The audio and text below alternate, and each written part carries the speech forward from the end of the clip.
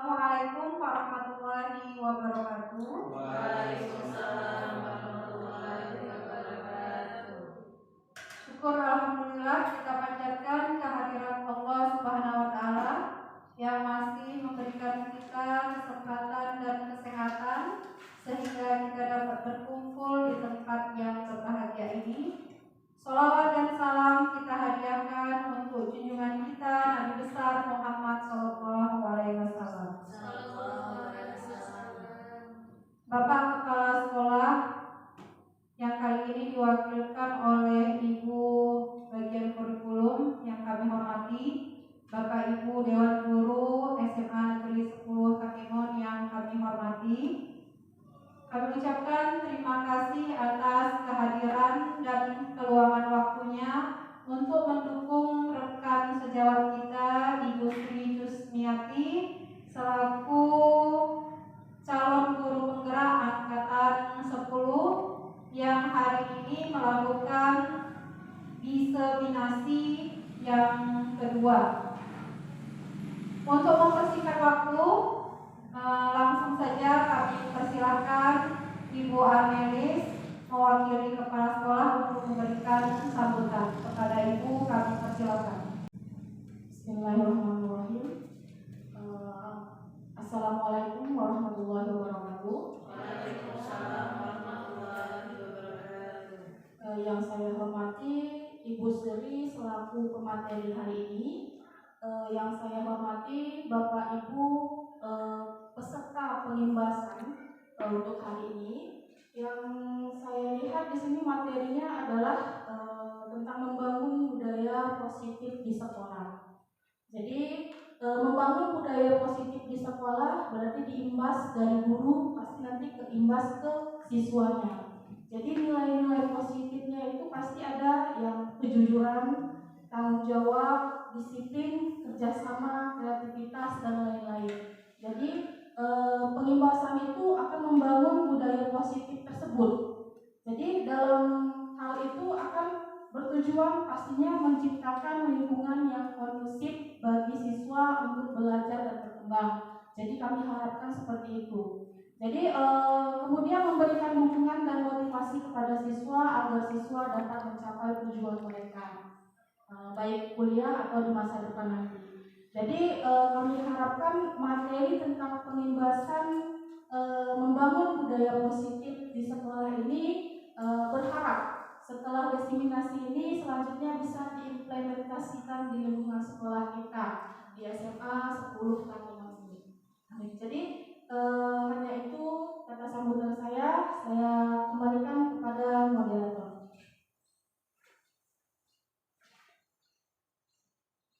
Terima kasih kami ucapkan kepada Ibu Arnelis yang sudah memberikan sambutannya dan memberikan sedikit gambaran atau follow up dari pertemuan kita hari ini. Selanjutnya langsung saja kami serahkan ruangan ini untuk pemateri kita yaitu Ibu Sri Jusmiati selaku calon guru penggerak angkatan 10. Kepada Ibu kami persilakan. Assalamualaikum warahmatullahi wabarakatuh. Waalaikumsalam warahmatullahi wabarakatuh. Yang kami hormati Bapak Kepala SMA 10 Kakimon yang dalam hal ini diwakili oleh Ibu Arnelis SPD selaku Wakil Kepala Sekolah Bidang Kurikulum. Yang kami hormati pula Bapak Ibu Dewan Guru beserta teknik yang pada saat ini berkenan hadir dalam kegiatan diseminasi budaya positif pada kesempatan hari ini. Alhamdulillah kepada Allah Subhanahu wa taala yang telah memberikan kita kesehatan dan rahmat serta hidayah sehingga kita pada kesempatan hari ini bisa membersamai pada kegiatan kita hari ini. Salawat beserta salam kita sanjungkan kepada Nabi besar kita Muhammad Rasulullah SAW yang senantiasa memberikan kita syafaatnya dari zaman jahiliyah sampai kepada zaman sekarang ini, zaman yang penuh dengan ilmu pengetahuan dan juga teknologi.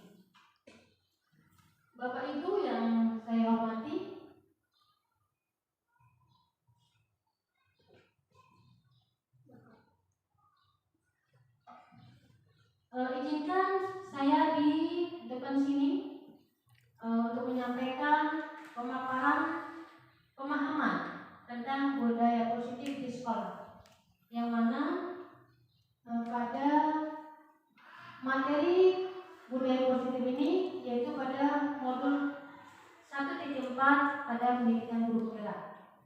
Di sini kami ditugaskan untuk memberikan pembebasan kepada rekan-rekan guru semuanya. Jadi kami sampaikan bahwa tujuan daripada diseminasi ini yang pertama melaksanakan tugas untuk pembebasan, kemudian yang kedua yaitu memberikan semacam pemahaman kepada kita semuanya, dan juga yang ketiga yaitu kedepannya mari bersama kita untuk bisa mengimplementasikan daripada materi yang kita pelajari pada kesempatan hari ini. Untuk pengantar, seorang guru harus memiliki kemampuan dalam memberikan budaya positif di sekolah. Jadi budaya positif ini akan bisa terimbas kepada anak-anak didik kita juga ketika kita sebagai guru bisa menjadi teladan atau menuntun anak-anak didik kita untuk bisa memberikan ataupun mewujudkan karakter yang terbaik, karakter yang sesuai dengan profil pelajar Pancasila.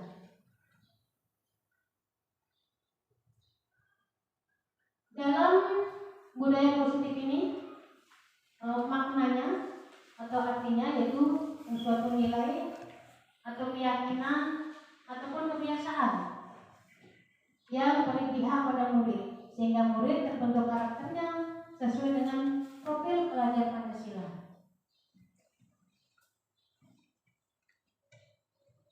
Untuk profil pelajar Pancasila tentunya kita sudah mengerti ya apa saja elemen profil pelajar Pancasila, yaitu yang pertama bertakwa kepada Tuhan Yang Maha Esa dan berakhlak mulia. Kemudian selanjutnya yaitu ada mandiri, kemudian ada berkebinekaan global, bernalar kritis, kemudian kreatif, dan juga gotong royong. Itu adalah elemen daripada profil pelajar Pancasila yang menjadi suatu tugas dari guru untuk bisa menerapkan ataupun mewujudkannya dalam diri anak-anak didik kita. Untuk selanjutnya, hal-hal yang akan kita pelajari yang kaitannya dengan budaya positif adalah tentang disiplin positif, kemudian tentang motivasi perilaku manusia yang kaitannya dengan hukuman dan juga penghargaan, kemudian posisi kontrol seorang guru, pembuatan keyakinan sekolah ataupun kelas, kemudian penerapan segitiga restitusi dalam penyelesaian masalah. Nah, Bapak Ibu, sebelum kita mulai kepada materi kita selanjutnya, mari kita melakukan satu kegiatan, menulis sedikit ya tentang motivasi Bapak Ibu dalam ruangan ini mengikuti diseminasi ini. Baik Bapak Ibu ya, nanti saya bagikan ada catatan taksis, nanti bisa Bapak Ibu tuliskan di sini ya motivasinya apa, mau dan menyempatkan diri untuk kegiatan diseminasi ini.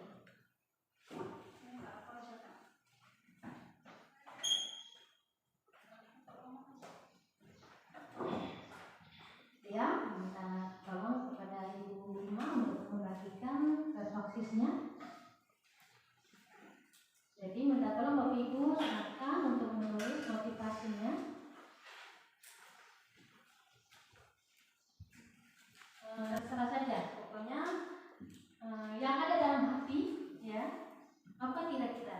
motivasi apa? Seperti itu. Setelah nanti ditulis, bisa ditukarkan ke kawannya. Ditukarkan ke kawannya untuk nanti kawannya bisa membacakan. Seperti itu.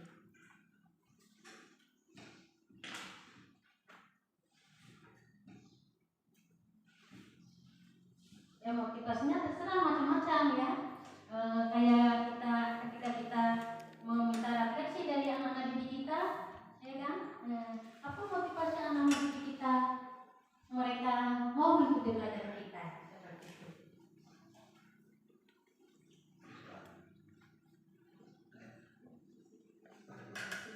Iya, karena ini nanti kaitannya dengan motivasi daripada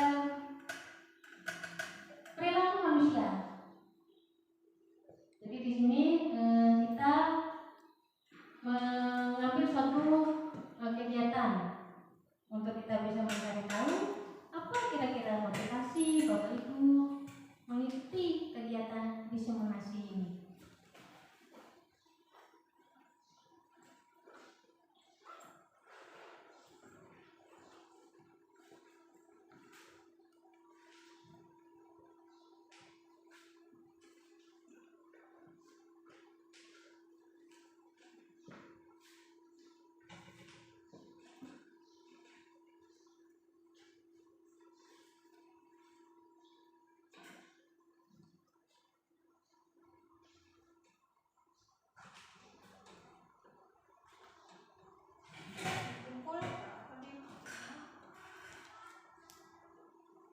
Untuk Ibu Anis dan Ibu Lima karena di depan tidak apa-apa, bisa nanti dibacakan sendiri, ya kan? Untuk kawan-kawan yang berdampingan bisa saling menukar ya motivasinya.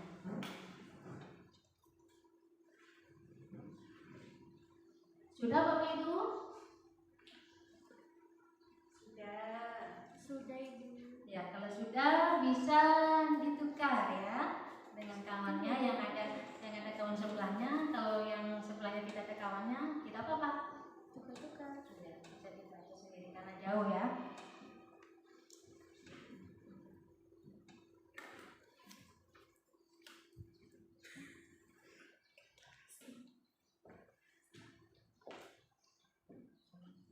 Gak usah yang susah Bapak Ibu.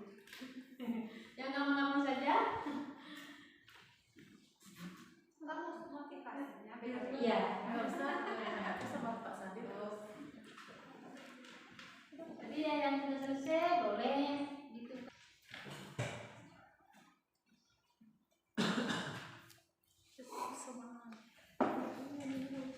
Sudah Bapak Ibu, ada yang sudah siap? Ya, Bu. Sudah ditukarkan dengan kawannya? Sudah Iya. Kalau sudah, coba minta tolong Mas Andi untuk bisa membacakan motivasi daripada kawannya ketika Di sini saya akan membacakan motivasi yang disampaikan oleh Ibu Lisa. Motivasi menurut Bu Lisa, saya mengikuti acara diseminasi ini. Kegiatan yang disampaikan ada nilai positif dan juga kreatif dan nilai kebijakan. Terima kasih. baik, sebelahnya boleh sambung terus. Yang disampaikan oleh Pak Sandi untuk mewujudkan terciptanya keamanan, kebersihan, ketertiban, keindahan, kekeluargaan, kerindangan, kesehatan, keteladanan, keterbukaan di lingkungan sekolah. Baik, selanjutnya. Saya mengikuti kegiatan ini untuk memotivasi diri sendiri dan menambah pengalaman dari penjelasan yang disampaikan. Itu motivasi. Oke, baik, selanjutnya. Motivasi Bu Erna, mengikuti diseminasi ini adalah mengetahui budaya positif apa saja yang bisa diterapkan di sekolah. Baik, terima kasih. Sudah, selanjutnya. Kunci untuk membuka pintu kesuksesan. Amin. Motivasi saya tetap semangat untuk mengikuti kegiatan diseminasi untuk mendapatkan ilmu baru. Bagus, alhamdulillah. Terus, Motivasi saya melatih kemampuan melaksanakan penilaian guru dan mengembangkan minat belajar siswa. Semangat. Baik. Ya, terima kasih banyak Bapak Ibu. Oh, ini itu masih ada. Bagian depannya belum. Bagian depan kena giliran juga rupanya. Kalau saya motivasinya yang pertama mendukung Ibu Sri untuk bisa sukses di CGP angkatan 10 ini, karena kalau nggak ada rekan-rekan gurunya Bu Sri kan nggak jalan juga ya kan Bu. Makanya siap sebelumnya. Yang kedua sama halnya dengan kawan-kawan yang lain, ikut motivasi mengikut ini supaya lebih paham tentang materi yang disampaikan Bu Sri nanti tentang disiplin positif, dan kita bisa mengaplikasikannya untuk para siswa kita. Terima kasih. Terima kasih banyak. Selanjutnya kepada Ibu Analis. Terima kasih Bu. Karena materinya itu membangun budaya positif, jadi motivasi saya itu agar saya dapat menerapkan budaya positif di sekolah dengan tujuan dapat menumbuhkan karakter peserta didik. Iya, luar biasa Bapak Ibu semuanya ya. Dari motivasi-motivasi yang disampaikan tadi, di situ nyata ya, terlihat bahwa motivasi Bapak Ibu untuk mengikuti kegiatan ini adalah dari dalam diri tentunya Bapak Ibu ya. Tidak ada yang memaksa Bapak Ibu ya. Iya, jadi intinya untuk bisa mencari ilmu ataupun pemahaman baru ya kan, yang dalam hal ini yaitu tentang budaya positif ya. Nah, kaitannya dengan motivasi tadi, bahwa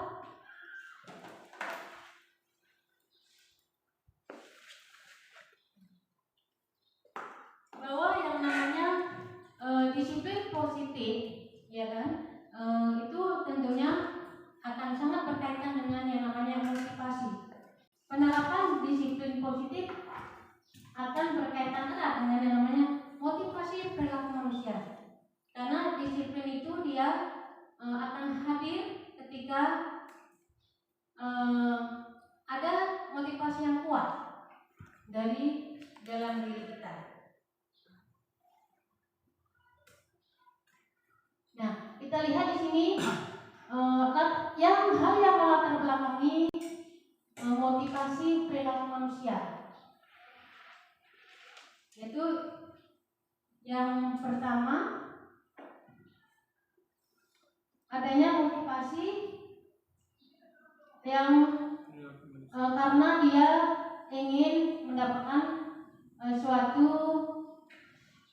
takut mendapatkan suatu sanksi atau hukuman ya. Kemudian di motivasi yang kedua yang melatar belakangi yaitu ketika seseorang melakukan sesuatu tindakan, yaitu dia ingin menghargai diri sendiri dengan nilai-nilai yang mereka percaya, seperti itu. Kemudian yang selanjutnya yaitu diantaranya untuk menghindari suatu hukuman ataupun sanksi yang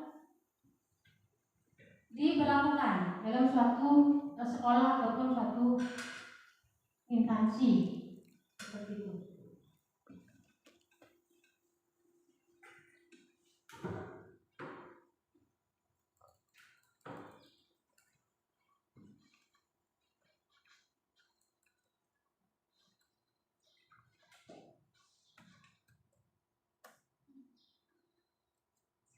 Nah, kaitannya dengan motivasi tadi, tentunya ini akan berpengaruh kepada disiplin yang akan kita tegakkan dalam diri kita.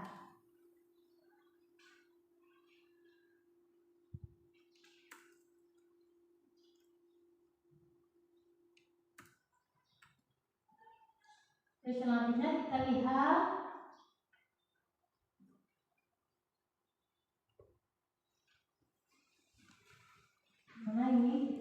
dulu slide-nya.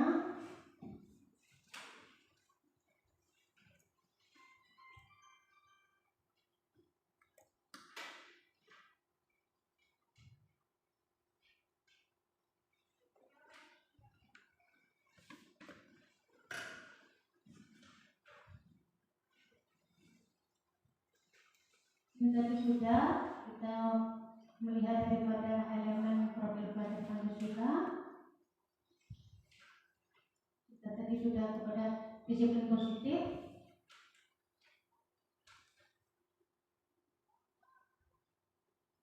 Ya, kita lanjut aja pada posisi kontrol seorang guru.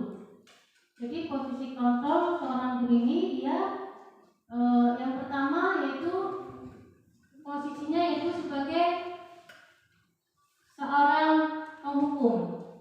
Ya, kemudian posisi kontrol yang lainnya yaitu membuat merasa bersalah. Kemudian yang ketiga posisi kontrol pada sebagai teman, kemudian sebagai pemantau dan juga sebagai manajer. Nah, di sini kita lihat satu persatu untuk posisi kontrol guru yang pertama yaitu pada penghukum. Ya, dalam posisi ini biasanya seorang guru ini akan menggunakan hukuman fisik ataupun verbal. Ya, bisa dengan semacam kata-kata ataupun pernyataan yang tidak atau kurang enak diterima dalam hati. Ya. Dalam posisi penghukum ini seorang guru biasanya dia selalu mengatakan sekolah memerlukan suatu sistem ataupun alat yang dapat menekan murid-murid itu lebih dalam lagi, ya, agar mereka itu memakai peraturan yang ada. Seperti itu. Biasanya ungkapan-ungkapan ataupun kalimat-kalimat yang disampaikan misalkan kepada muridnya dengan kalimat seperti ini, ya, patuhi aturan saya atau awas, ya, itu berarti semacam mengancam, ya, mengancam. Kemudian yang lainnya, kamu selalu saja salah. Nah, kamu selalu saja salah. Selalu kamu, pasti kamu yang terakhir selesai. Nah, begitu ya, dengan menggunakan kata-kata seperti itu. Jadi menurut guru ini dalam posisi penghukum ini dia merasa ketika dia sudah menghukum dengan pernyataan-pernyataan tersebut ingin membuat anak didiknya itu jera dan tidak mengulangi kesalahannya. Tapi pada kenyataannya sebetulnya hal itu akan membuat anak didik kita malah menjadi seolah-olah dia itu gagal. Jadi seorang yang gagal seperti itu. Karena sudah dijudge terlebih dahulu kalau dia itu sudah bersalah seperti itu. Nah, kemudian pada posisi kontrol yang kedua seorang guru yaitu pada posisi pembuat rasa bersalah. Ya, di sini sesuai dengan keterangannya seorang guru ini dia membuat murid itu memang merasakan satu perasaan yang bersalah kepada yang lainnya ataupun kepada sekolah ketika dia melanggar suatu peraturan seperti itu. Nah, di sini pernyataan-pernyataan yang biasa digunakan dalam posisi kontrol seorang guru sebagai pembuat rasa bersalah biasanya seperti ini. Ibu sangat kecewa sekali dengan kamu. Ya, ketika anak-anak sudah dibilang seperti itu, pastinya akan terasa murid itu merasa sudah sangat mengecewakan seseorang seperti itu. Jadi dia merasa sangat bersalah dengan apa yang telah mereka berbuat. Kemudian yang kedua ada berapa kali Bapak harus memberitahu kamu ya, nah, kan seperti itu. Ya, jadi dari nada-nada seperti itu membuat murid itu merasa terpojok seperti itu. Jadi seolah-olah murid ini memang tidak ada lagi suatu kesempatan untuk memperbaiki kesalahannya.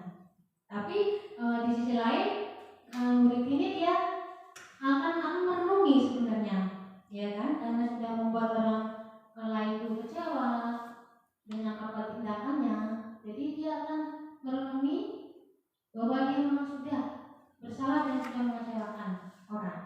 Seperti itu. Kemudian pernyataan yang lainnya yaitu, gimana coba kalau orang tua kamu tahu kamu berbuat begini? Nah, tentunya kalau ketika seorang anak sudah disinggung ya tentang orang tua, hal ini akan semakin membuat perasaan anak ini begitu sedih yang mendalam. Ya, jadi di sini dia merasa sangat bersalah seperti itu. Ya, sesuai dengan posisi kontrol daripada seorang guru membuat rasa bersalah. Itu tadi. Kemudian yang ketiga yaitu posisi kontrol seorang guru sebagai teman. Pada posisi ini guru akan berupaya mengontrol murid melalui persuasi. Seperti itu ya.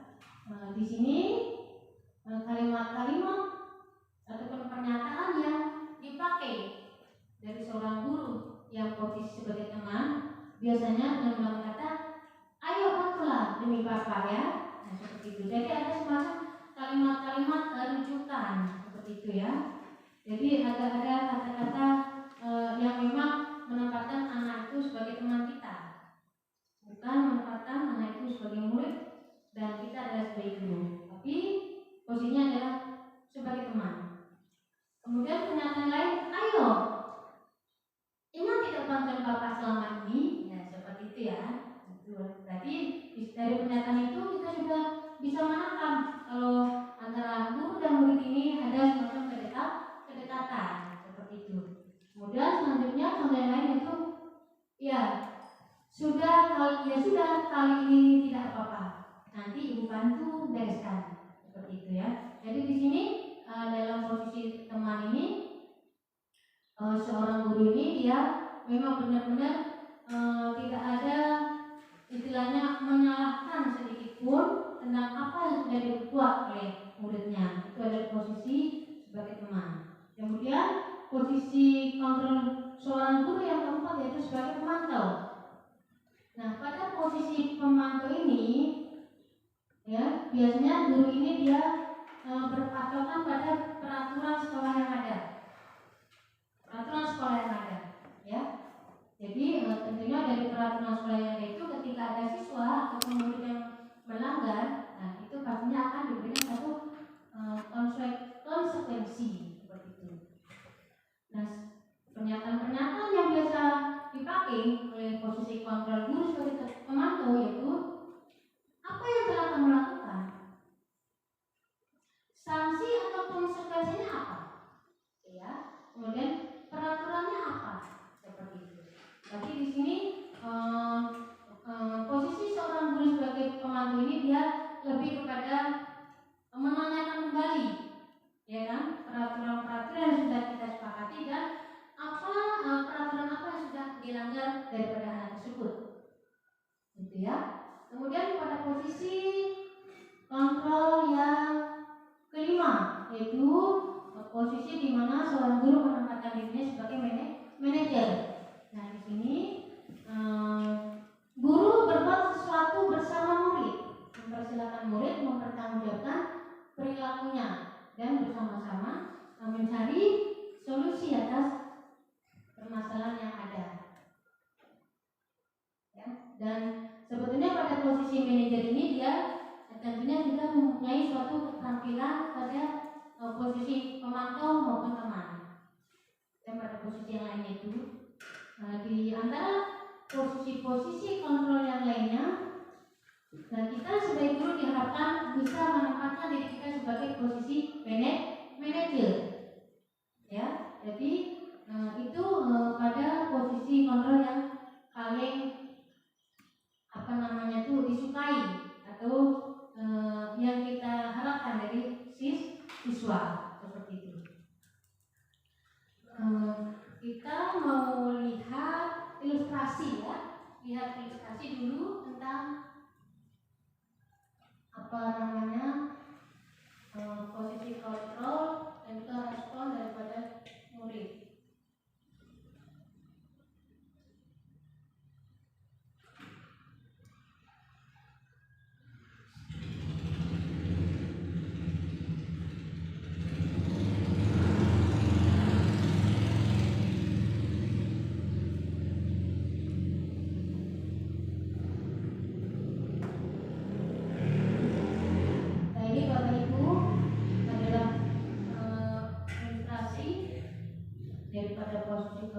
kita.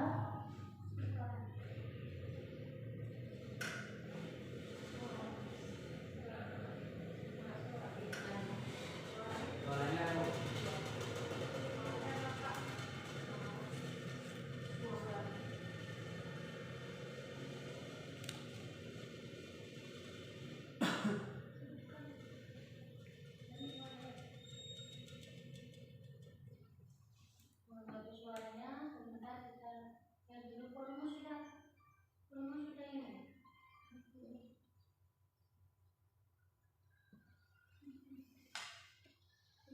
Ada yang belum mengerjakan? Anton, kamu sudah mengerjakan? Belum, Pak.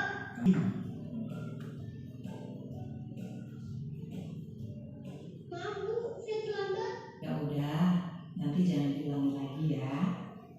Kalau kamu rajin, ibu senang lihatnya. Ya, lain kali tepat waktu ya masuknya. Tas dulu dong. Kita kan teman. Wah, jadi kalau aku terlambat lagi, apa ya?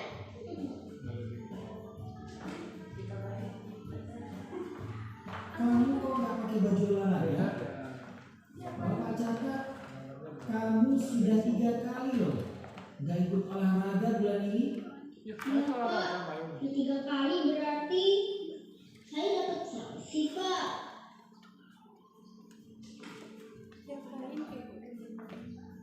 Ini, Bu, saya mengumpulkan tugas. Maaf ya, Bu, saya terlambat mengumpulkan tugas. Kenapa kamu terlambat mengumpulkan tugas? Iya, Bu, saya kalau sore bangun ibu dagang warung, nggak sempat mengumpulkan tugas. Kira-kira nih, apa yang bisa kamu perbaiki supaya kamu bisa mengerjakan tugas tepat waktu?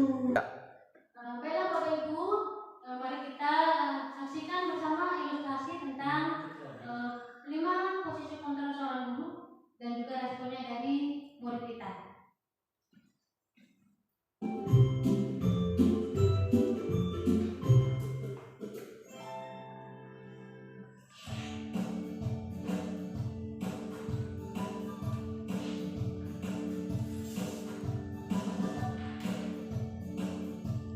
Halo, Bapak Ibu guru calon guru penggerak. Video ini akan menampilkan 5 adegan interaksi guru dan murid. Silakan menonton dan merefleksikannya.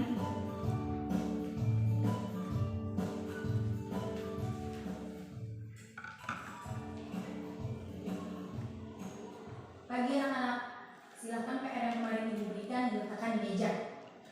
Anton, kamu sudah mengerjakan belum? Belum mengerjakan saya, Bu. Kamu selalu ya nggak ngerjain PR.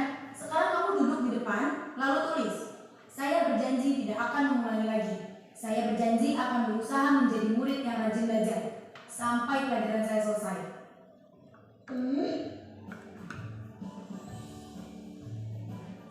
Pagi anak-anak, hari ini ada tugas ya?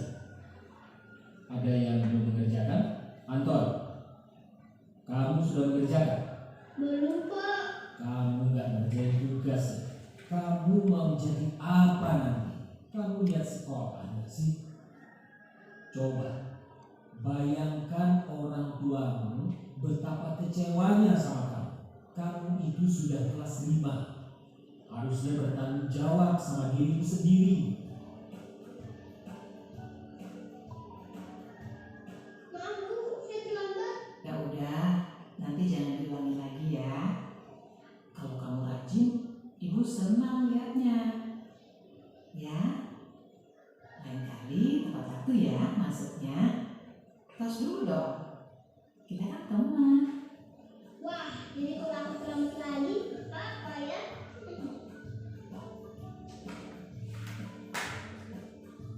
Kamu kok nggak pakai baju olahraga?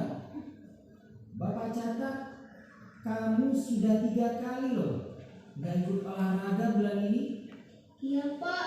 3 kali berarti saya dapat sanksi, Pak.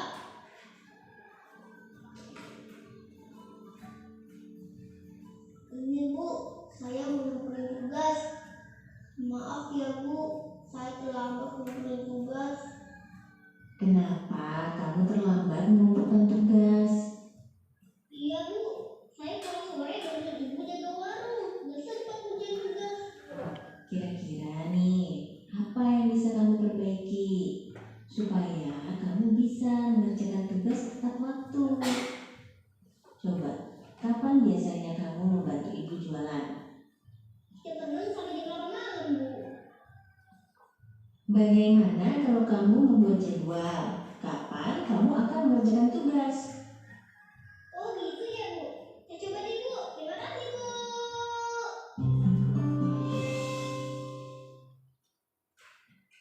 Nah, demikian tadi Bapak Ibu ya, sudah kita saksikan bersama ilustrasi tentang posisi kontrol seorang guru dan responnya dari murid. Nah, dari yang sudah kita lihat tadi, di kasus yang mana kira-kira kita harus memposisikan diri kita ya? Berbeda. Kalau saya B dan E, B dan I. B dan I. B dan E ya. Jadi di B dan E itu berarti kalau B dia posisi sebagai pembuat masalah, pembuat masalah bersalah.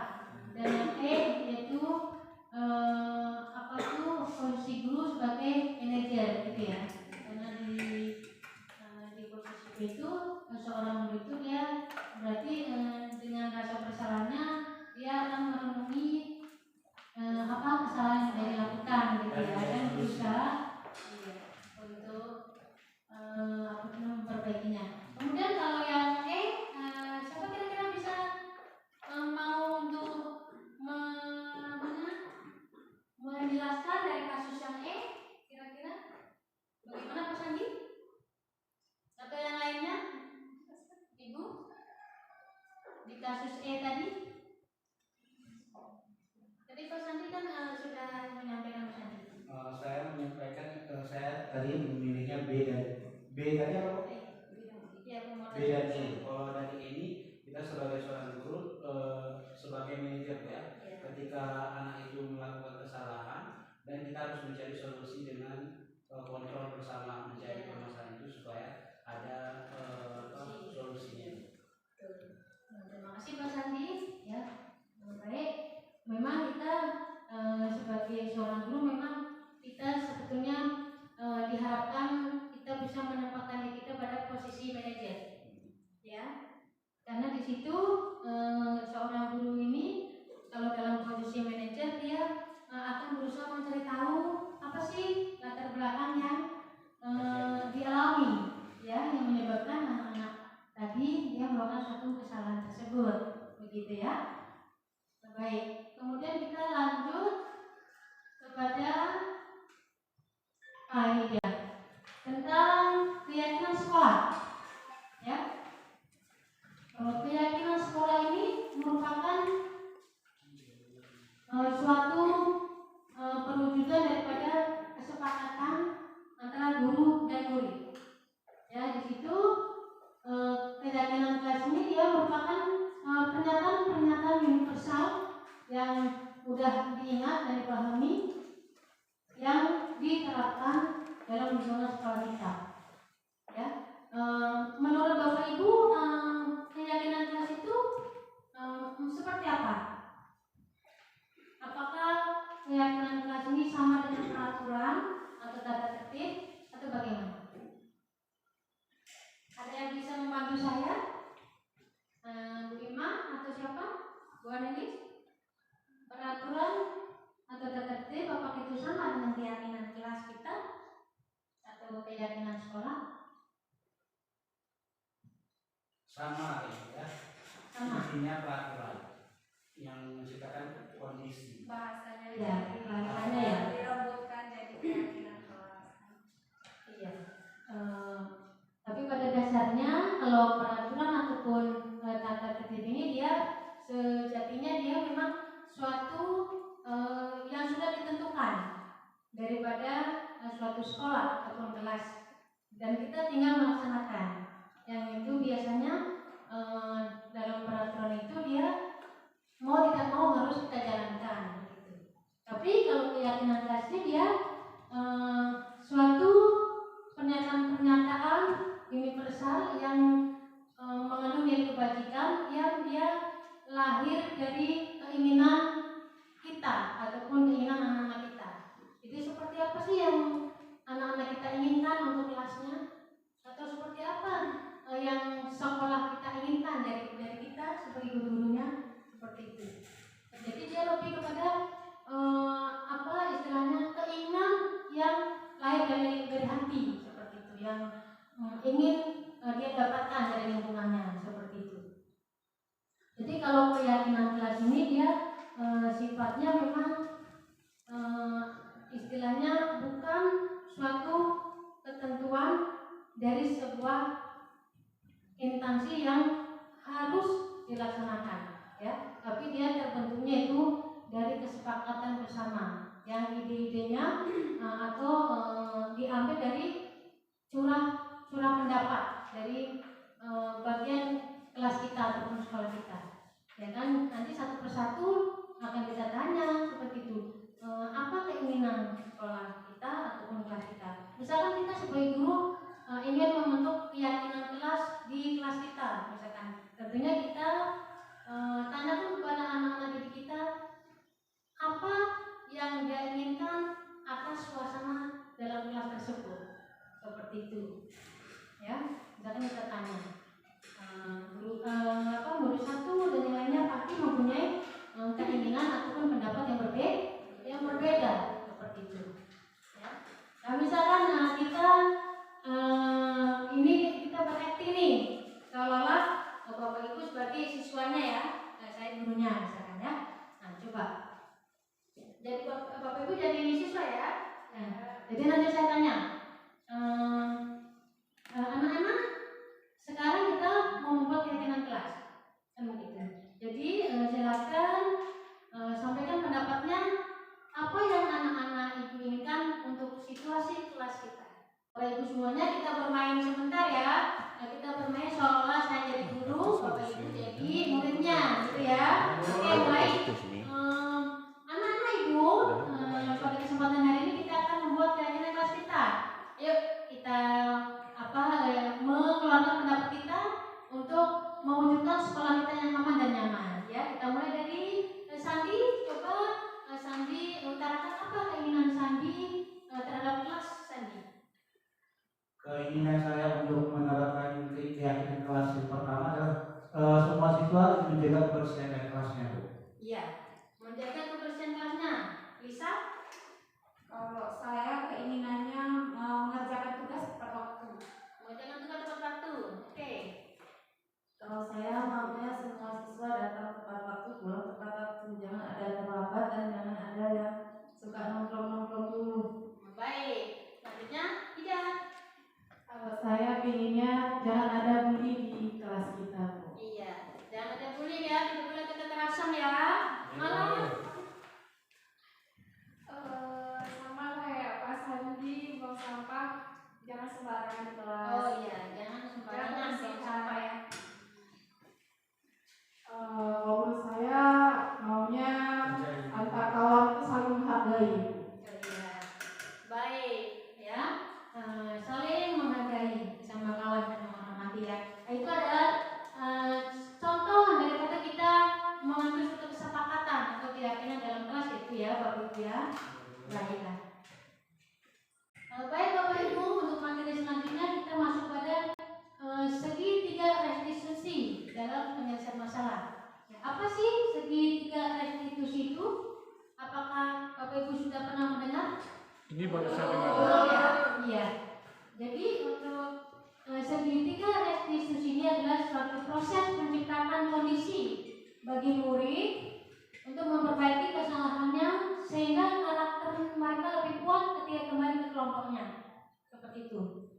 Kemudian guru yang berperan sebagai manajer menggunakan segitiga restitusi dalam penyelesaian masalah. Melalui 3 tahap, yaitu ada menstabilkan identitas, validasi tindakan yang salah, dan juga menanyakan keyakinan. Ya, nah tujuannya menggunakan segitiga restitusi ini adalah untuk menghasilkan murid yang mandiri dan bertanggung jawab. Oke, next. Nah, kita lihat bersama, ya, untuk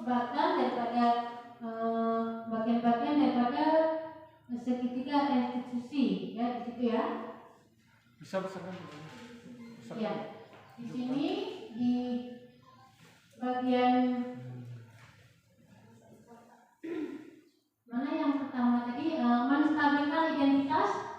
Ya, di sini biasanya dalam menstabilkan identitas ini kita sebagai seorang guru dia mengedepankan pernyataan seperti berikut. Misalkan setiap orang pasti pernah melakukan kesalahan seperti itu. Kemudian di pernyataan berikutnya, kamu bukan satu-satunya yang pernah melakukan kesalahan tersebut. Yaitu adalah bagian daripada tindakan ketiga restitusi.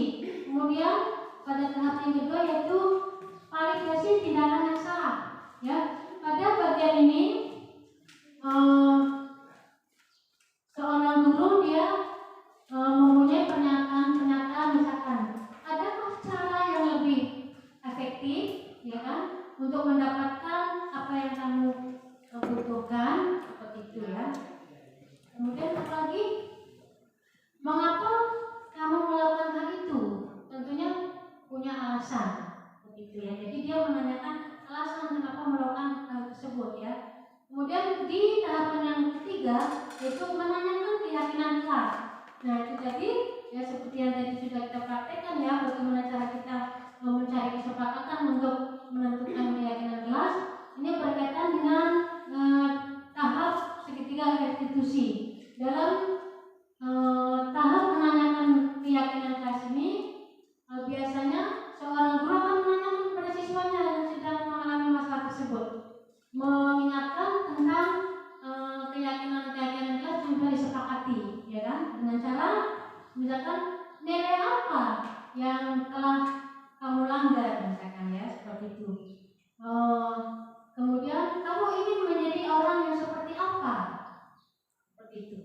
Ya, itu adalah tahapan daripada menanyakan keyakinan tadi. Atau bisa juga kita dengan menggunakan dari kesalahan ini berarti keyakinan kelas mana yang sudah dilanggar, ya seperti itu.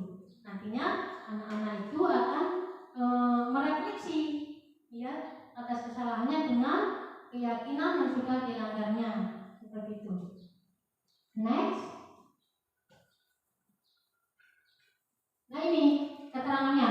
Tahapan pertama dari segitiga restitusi, ya kan, menstabilkan identitas tadi juga. Kemudian apa tadi, memvalidasi tindakan yang salah dan juga menanyakan keyakinan. Lanjut di slide 32.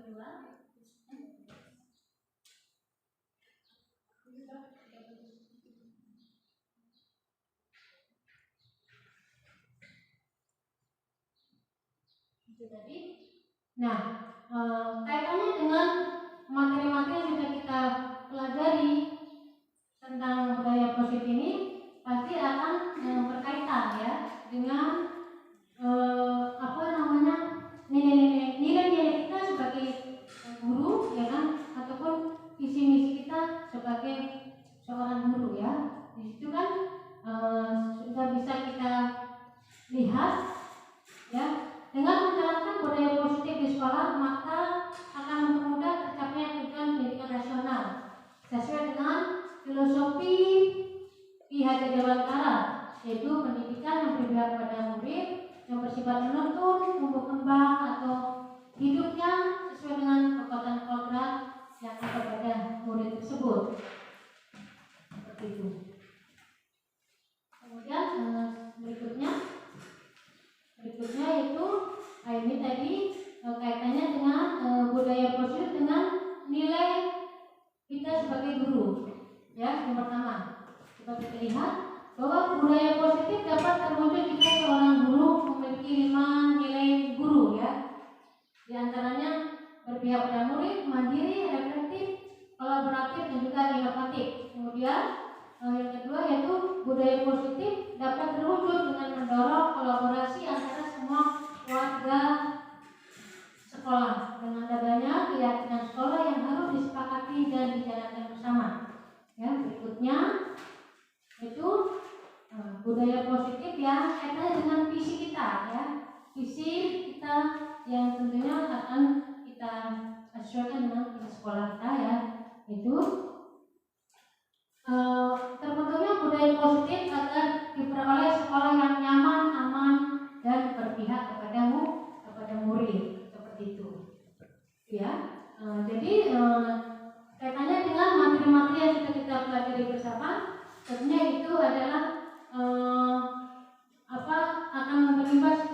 kepada terwujudnya budaya positif yang ada di sekolah kita.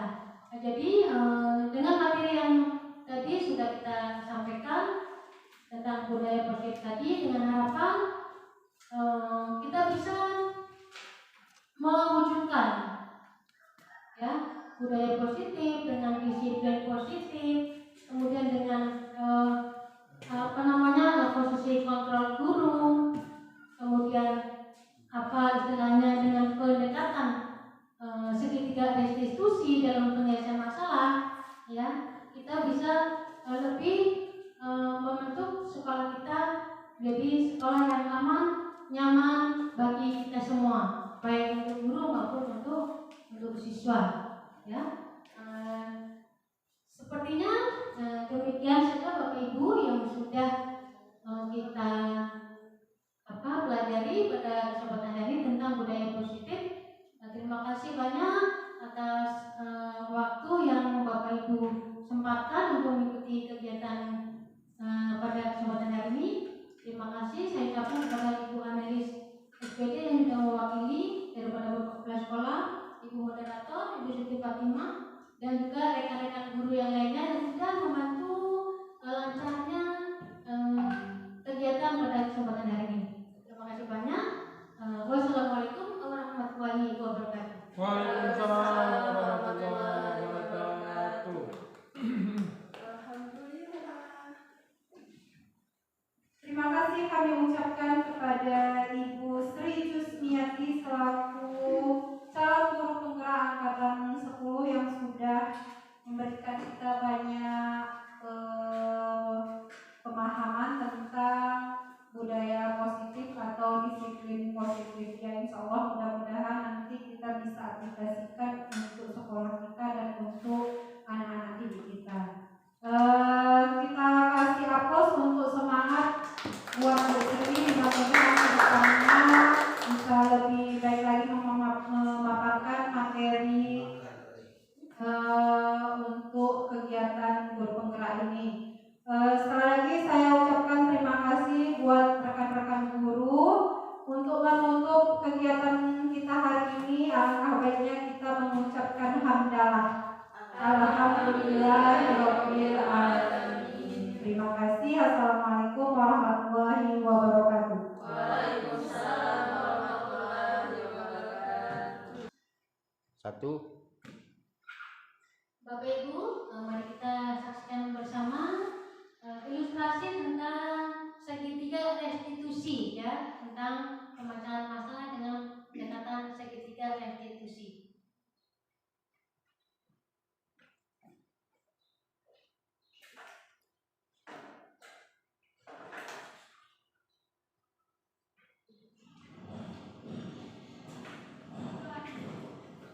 Aulia, silakan duduk. Bagaimana kabarmu, Aulia? Saya kesal sekali dengan ulang guru tadi, Pak. Dia tidak bersedia meminjamkan buku catatannya. Padahal saya hanya ingin menyalin tugas. Setiap orang tentunya kesal jika tidak diajukan. Lalu apa tindakan kamu tadi, Aulia? Tadi saya robek buku catatannya, tapi cuma sampulnya aja kok, Pak. Kesel banget saya. Wajar jika kita emosi. Lalu, apa Aulia puas dengan tindakan itu? Tentu tidak, Pak. Saya akui saya salah sudah merobek bukunya. Lantas, seperti apa sikap yang Aulia yakini? Harusnya saya lebih sabar dan menghargai milik orang lain. Jadi, apa rencana Aulia untuk memperbaiki keadaan ini? Saya akan meminta maaf kepada Nurul, Pak. Dan saya juga bersedia untuk mengganti sampul bukunya yang saya rusak tadi. Gimana, Pak? Setuju. Bagaimana perasaanmu jika sudah melakukan tindakan yang kamu yakini itu, Aulia? Tentunya saya akan menjadi pribadi yang lebih tenang dan sabar, Pak. Baiklah, Aulia. Mari kita pikirkan penyelesaian masalah ini. Jika perlu, kita panggil Nurul. Bagaimana? Siap, Pak. Terima kasih, Pak. Ya, demikian tadi Bapak Ibu ya. Penyelesaian masalah dengan segitiga restitusi, ya. Dan ini tentunya kaitannya dengan posisi kontrol seorang guru pada posisi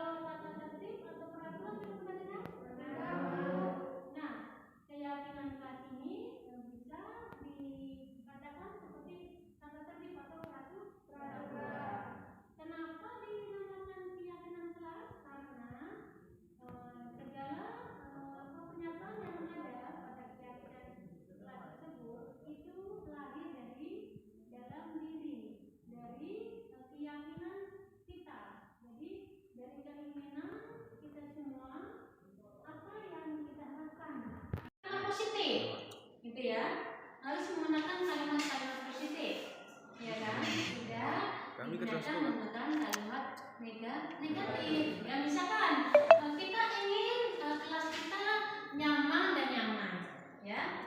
Jadi kita mendapatkan suatu kelas yang bersih, ya. Jadi di sini kita tidak boleh menggunakan kata negatif seperti jangan membuang sampah sembarangan misalkan, ya. Tapi lebih kepada kalimat positif yaitu jagalah kebersihan atau menjaga kebersihan. Atau misalnya dengan kata lain, misalkan contoh yang lainnya misalkan kita ingin di kelas kita ini suasana kelasnya damai, ya kan? Kemudian saling menghargai, ya. Kemudian tidak saling mengolok-olok, gitu ya. Makanya kita akan memilih suatu keyakinan kelas, misalkan seperti menghargai sesama teman, ya kan?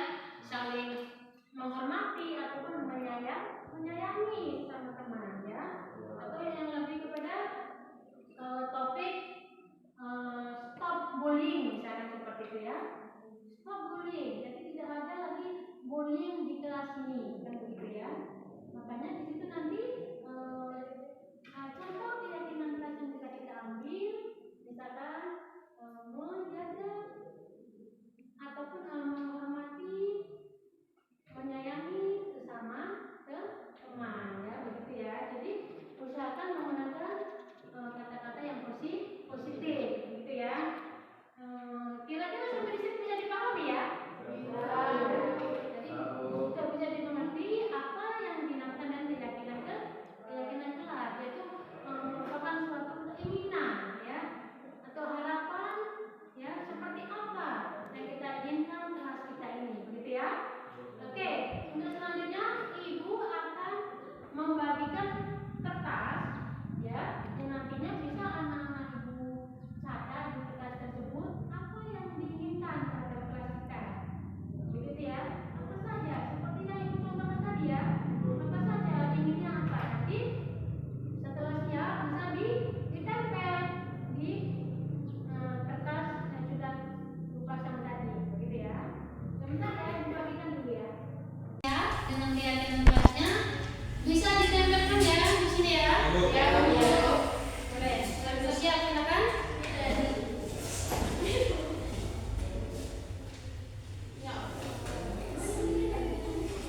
Ya, silakan yang lain.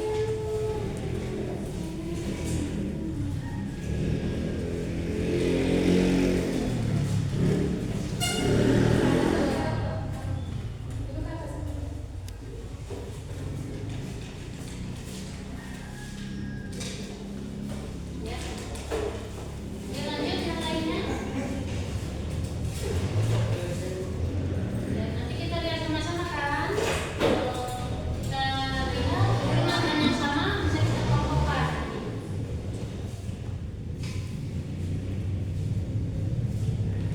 Ya, terus.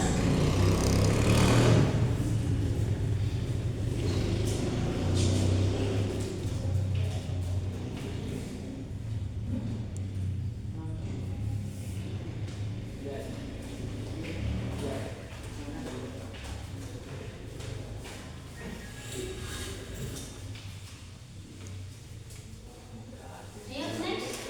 Selanjutnya.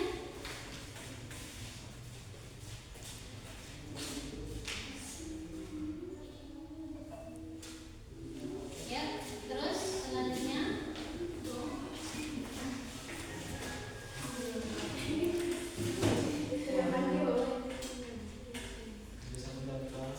Oke, next.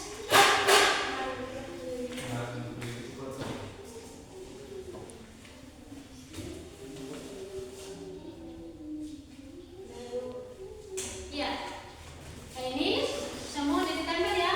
Mari kita sama-sama lihat, ya. Ibu bacakan, ya, yang lainnya dengarkan. Di sini ada yang menuliskan, ya, ingin konsentrasi dalam belajar, gitu, ya. Nah, kita cari pernyataan yang lain yang sesuai. Ini lagi, ini konsentrasi dalam belajar, ya. Kamu saya coba. gabungkan. Terus tertib dalam belajar, oke? Ingin menjaga kebersihan kelas, ya. Ini kebersihan kelas. Di sini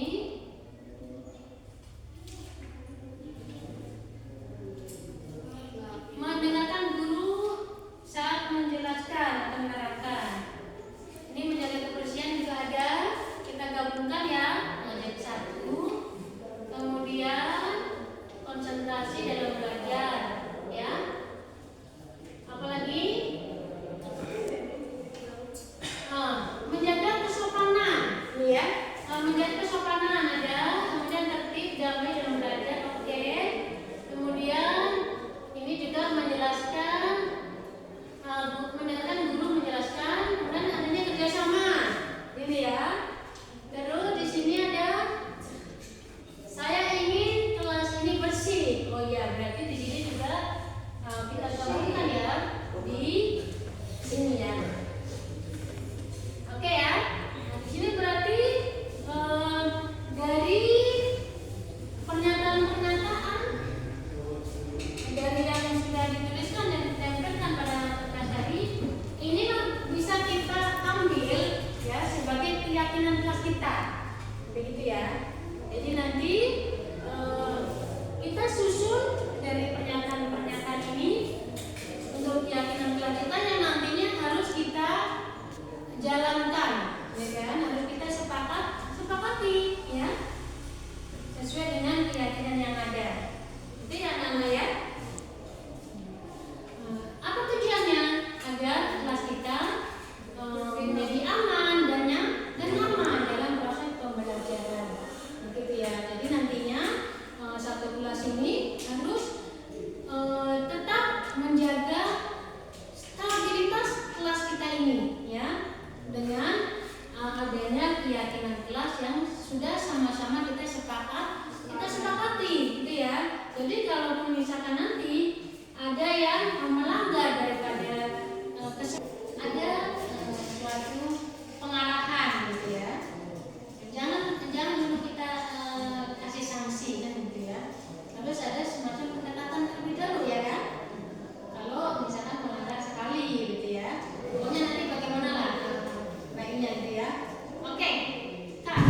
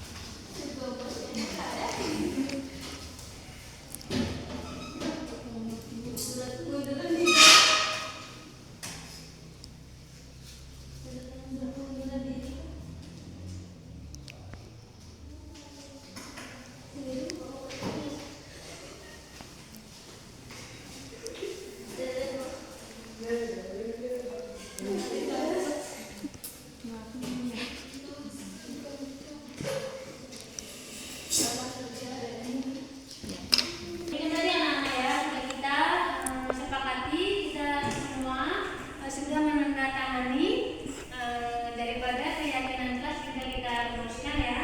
Jadi ini harus dijalankan ya kan, sesuai dengan keyakinan kelas kita gitu ya. Oke anak-anak ya, bersedia ya anak ya? Ya. Keyakinan kelas penting agar terciptanya situasi kelas yang tertib, aman, dan nyaman. Membentuk sikap bertanggung jawab. Membentuk sikap bertanggung jawab. Ayun dos. Aku juga pacitnya satu grup kuning. Ini anunya motor keroknya. Enggak usah banyak kali yang megang. Dah. Ya mau dia ke sana nama ibu. Sama cekrong nih Bapak. Oke. Semangat ibu-ibu. Werna. Bu Sri. Halo Dek. Ayo kita kerja Dek. Pak Bus. Ya Bu. Oh. Oh.